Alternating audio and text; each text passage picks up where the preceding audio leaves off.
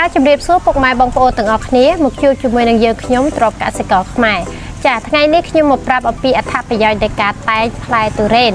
ហើយបន្ទាប់ពីលោកអ្នកដឹងនៅគន្លឹះដ៏តូចមួយនេះលោកអ្នកនឹងចំណេញបែបណា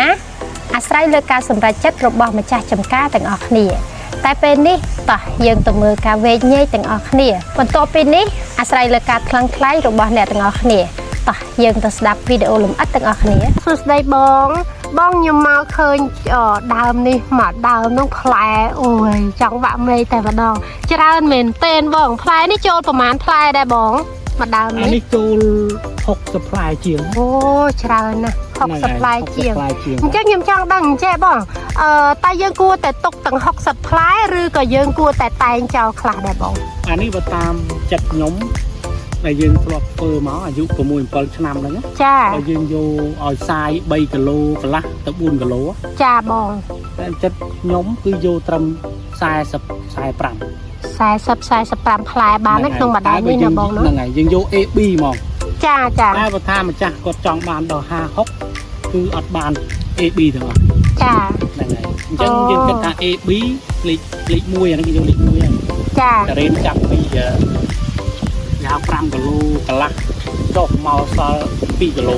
ចាពីផ្លែមូលពេញណាចាបងផ្លែ AB យើងគិតថាបើយើងយកផ្លែតិចគ្រប់ចំនួនដែលយើងកំណត់30 40ផ្លែហ្នឹងចាយើងបានចាប់ពី3គីឡូកន្លះទៅ4គីឡូ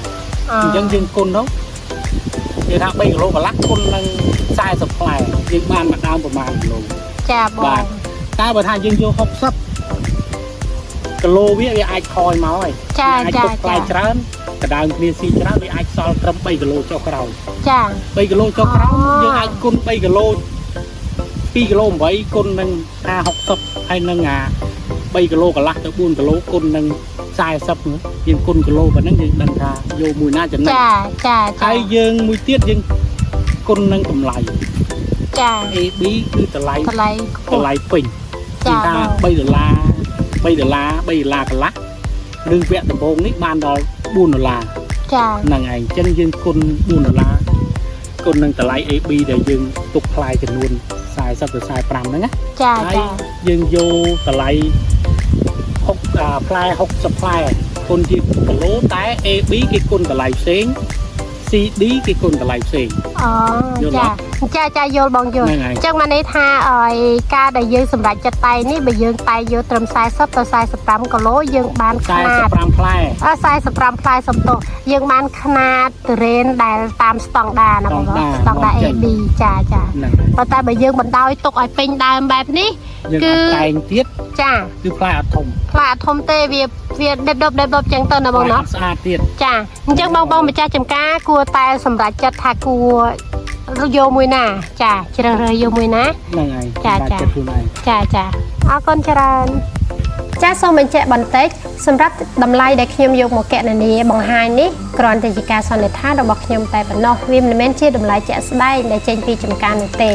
ហើយគោលបំណងដែលខ្ញុំធ្វើនេះគឺដើម្បីបង្ហាញពីអត្ថប្រយោជន៍នៃការតែងផ្លែដើម្បីឲ្យបងប្អូនទុកជាការគិតពិចារណាក្នុងការសម្រេចចិត្តតែប៉ុណ្ណោះសម្រាប់បងប្អូនដែលចូលចិត្តញ៉ាំទុរេនសូមកុំមានអារម្មណ៍ថាតម្លៃដែលកាត់ពីចម្ការត្រឹមតែប៉ុណ្ណេះហេតុអ្វីក៏មកលក់ឲ្យខ្ញុំក្នុងតម្លៃមួយដែលខ្ពស់ដូច្នេះមកដល់ត្រង់ចំណុចនេះខ្ញុំចង់បញ្ជាក់ថា